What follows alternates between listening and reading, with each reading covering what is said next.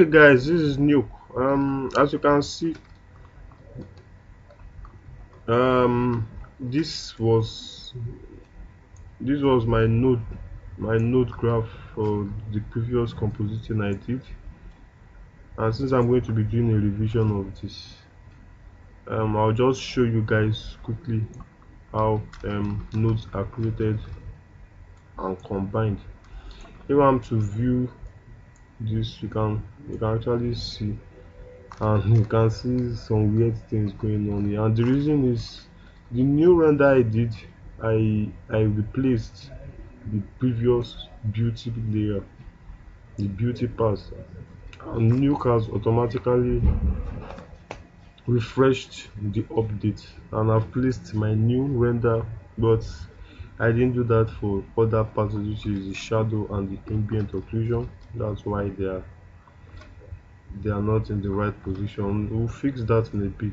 But before that, I have to just show you guys, because this guy is a little unarranged right now. I'm just going to show you guys exactly how you combine or you merge layers together. So what I'm going to do now is I'm going to bring in my images. Like in Nuke, to bring in images, all you just need to do is drag and drop. So I'm going to go into my ambient occlusion pass, drag and drop. Then I go to my shadow. Like I said before, we render just three render layers: the shadow, ambient occlusion, and the beauty. So now I'm bringing in my shadow. Then lastly is going to be my beauty pass. So bring in the beauty. So those are the three images we rendered out of Maya. Then having that, then we also bring in our backplate. Clicking now, you can't really see that until we connect our viewer. The viewer node is actually the node that displays whatever your files are in the window up here. So as you can see, that I'm plugging it into different layers, it's actually showing me the content of that layer.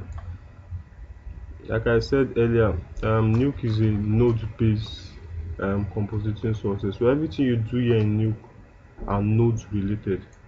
So I'll go back to my backplate. You can see already we have a backplate. So let's just start compositing this and make this very quick. So the first thing I do is put in my shadows. Like you can see, the shadows are typically just showing black right now, but you see what happens when we composite them into our backplate. So to merge this with the existing chain, we use a merge node. So to do that, I type in tab and type in merge, or you can just click and press M on your keyboard. It automatically knows that it needs a merge node. So the node comes in this format. You can just plug in like this you can plug in your image into the merge node. So what's happening here is plugging our image into A, and there's a B output here. And what that means is whatever is plugged into the A output is going to be on top of what goes into the B output. So if I was to click connect my B output to the backplate and view from our merge node, you can see that our shadows are now displaying. So I can disable this by just pressing the D, and you can see our shadow comes on and off. It's that easy. So that's our shadow only, without the boss and anything. So with that done, you can come in. The next thing I would like to do is merge the beauty layer. So we'll do the same thing, press M, merge, and connect this to this. So as you can see, our beauty layer has also been merged on top of this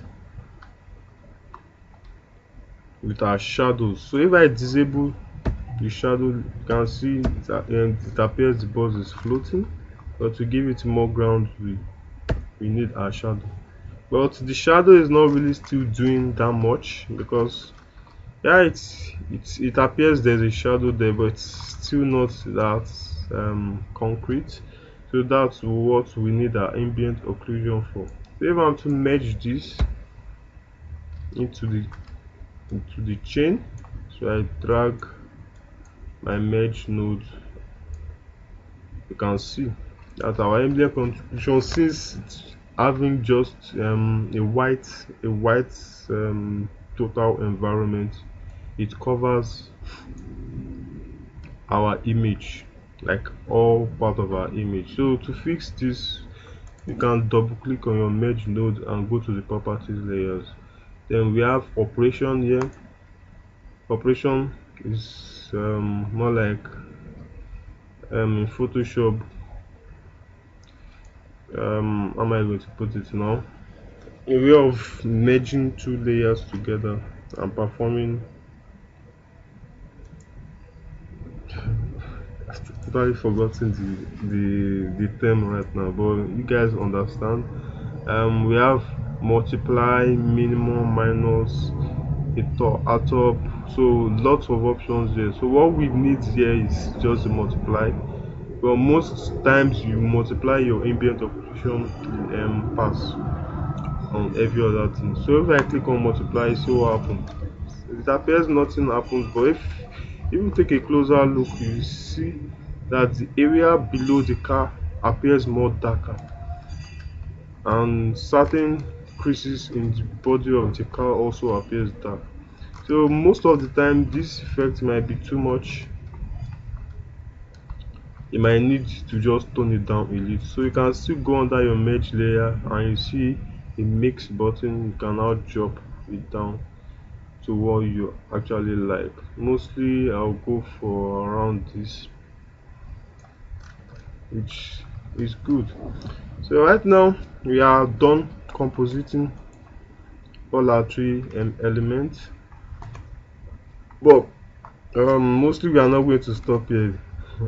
Definitely, because right now the something doesn't seem to be right with the color of our boss and the environment.